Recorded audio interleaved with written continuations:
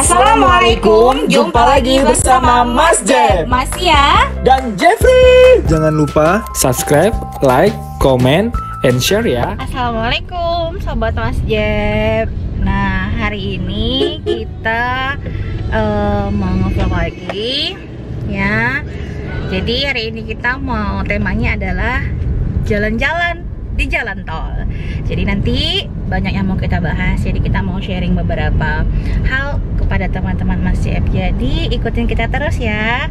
Oke guys, sekarang kita sudah masuk ke gerbang tol Bandar Slamet. Oke, hari ini kita temanya jalan-jalan di jalan tol sambil sharing. Oke.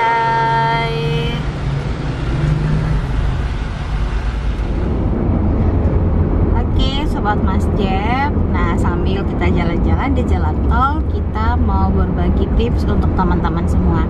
Nah di sini kita mau membagikan tips, yaitu 5 hal yang harus kamu ingat supaya kamu tetap semangat walau lagi banyak cobaan.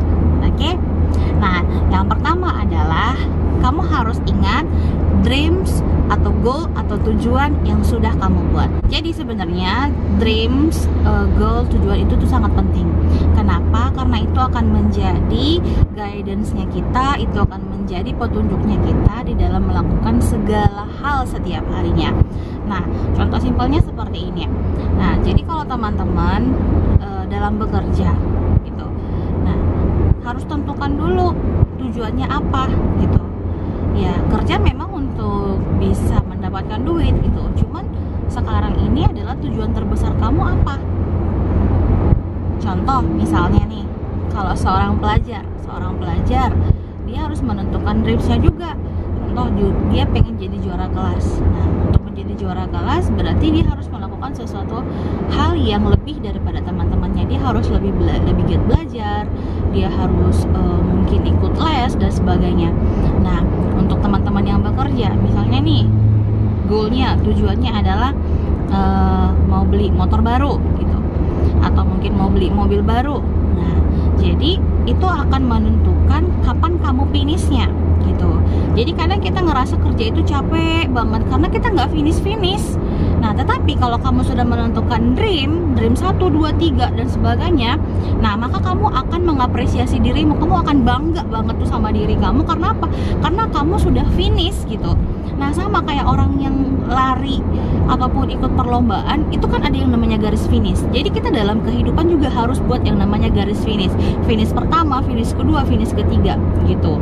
Nah, jadi itulah gunanya dreams. Jadi di saat kita itu ngerasa itu lagi banyak banget cobaan, tapi kita masih punya dreams, kita masih punya tujuan, maka itu akan membuat kita semangat lagi. Nah, kemudian yang kedua adalah, nah, ingat alasan kamu mau menjadi yang terbaik.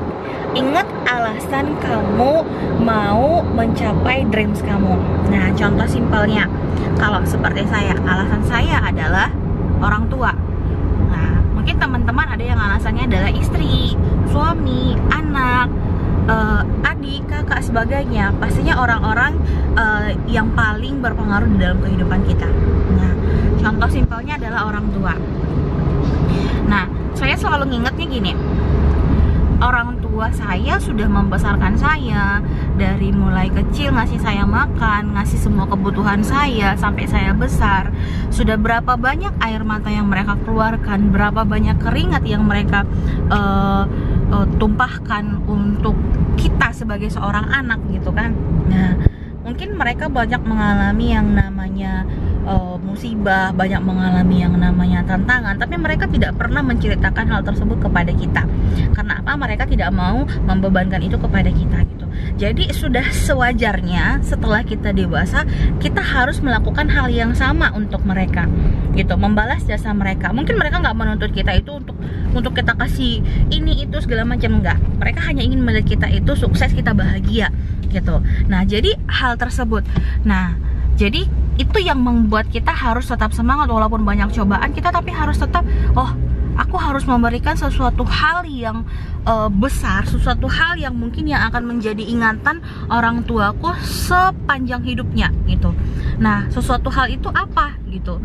Mungkin teman-teman yang punya orang tua berkecukupan, yang udah punya segalanya, mereka nggak butuh kalian kasih materi gitu. Tapi percayalah, sesuatu hal yang mereka dapatkan dari anak itu berbeda rasanya dari apa yang mereka beli sendiri gitu. Apalagi kalian teman-teman kita ini gitu yang terlahir dari keluarga yang sederhana. Nah, orang tua kita mungkin selama ini nggak pernah ngerasakan gimana enaknya makan di mall. Nah, itu kalian bisa melakukan hal sesederhana itu gitu, bawa mereka ajak makan gitu. Nah, itu menjadi ingatan mereka. Bahkan mungkin mereka nanti akan bercerita ke teman-temannya, ke tetangganya gitu, yang bisa membuat mereka bangga. Iya, kemarin anak aku bawa aku makan ke sini, enak banget, bla bla segala macam. Dan itu akan menjadi doa yang luar biasa yang bisa membuat kita itu lebih sukses lagi nantinya gitu. Nah, sampai berkaca-kaca nih kalau ngomongin orang tua ya kan. Nah, jadi di saat kamu susah, di saat kamu sedih, di saat kamu banyak masalah, kamu harus ingat hal-hal itu. Dan satu hal teman-teman, ini saya ingatkan, jangan pernah kamu menceritakan masalah hidupmu kepada orang tuamu. Artinya gini, bukan kita nggak bisa sharing, boleh, tapi kalau kamu lagi banyak masalah, jangan pernah bebankan itu kepada mereka, karena mereka dulu nggak pernah membebankan masalah mereka itu kepada kita gitu. Jadi sebisa mungkin kamu harus menghadapinya gitu, tapi bukan konyol juga gitu. Kamu nggak bisa menghadapinya terus kamu nggak sharing gitu.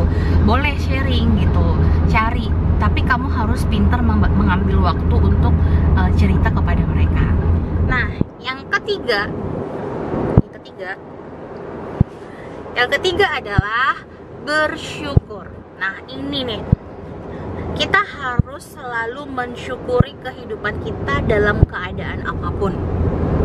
Nah, contohnya, kamu sekarang punya mobil, syukuri mobilmu.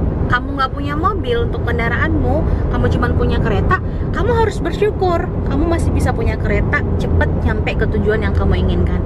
Nggak punya kereta, cuma punya sepeda. Nah, kamu harus mensyukuri sepeda kamu, karena kamu masih punya kendaraan. Kamu nggak punya sepeda, kamu masih punya dua kaki. Nah, kamu masih punya dua kaki yang bisa kamu pakai untuk berjalan. Kamu harus mensyukuri itu. Karena teman-teman, masih banyak teman-teman kita di luar sana yang hanya pengen bisa berjalan aja, dia nggak bisa berjalan karena dia nggak punya kaki. Nah, itulah pentingnya bersyukur. Ketika kita bersyukur, maka kelapangan hati semua itu akan kita rasakan gitu. Sedikit banyak yang kita miliki, kita harus bersyukur, karena berkahnya rezeki yang kita dapatkan itu dinilai dari seberapa besar rasa syukur yang kita miliki. Yang keempat, oke, yang keberapa Mas Jeff? Yang keempat adalah kuncinya, ingat orang-orang yang pernah mensepelekan. Nah, jadi kalau menurut saya itu penting banget gitu. Bukan kita mau benci atau dendam kepada mereka, bukan sama sekali. Tetapi kita harus mengingat orang-orang yang menyepelekan kita, orang-orang yang mencemooh kita, orang-orang yang menganggap kita ini bukan apa-apa, sebagai motivasi terbesar dalam kehidupan kita gitu. Karena apa? Karena sukses itu adalah hak setiap orang. Tidak ada yang bisa mengukur kesuksesan kita. Kita tidak, kalau kita bisa diukur orang, berarti kita yang memperbolehkan mereka itu mengukur kita gitu. Jadi kalau kamu betul-betul ingin sukses, tidak ada satu orang pun yang bisa menghentikan kamu untuk sukses kecuali dirimu sendiri dan Tuhan gitu. Nah, saya pegang prinsip itu dari dulu. No one can stop my dream except me and God. Gak ada satupun yang bisa menghentikan impianku kecuali diriku sendiri dan Tuhan. Dan itu adalah satu hal prinsip hidup yang harus kita pegang gitu. Nah, ingat rasa sakitnya itu bagaimana kamu gak dianggap. Ingat rasa sakitnya bagaimana kamu itu disepelekan. Ingat rasa sakitnya bagaimana keluargamu itu diperlakukan tidak enak terhadap orang-orang yang mungkin melihat kalian itu bukan apa-apa gitu.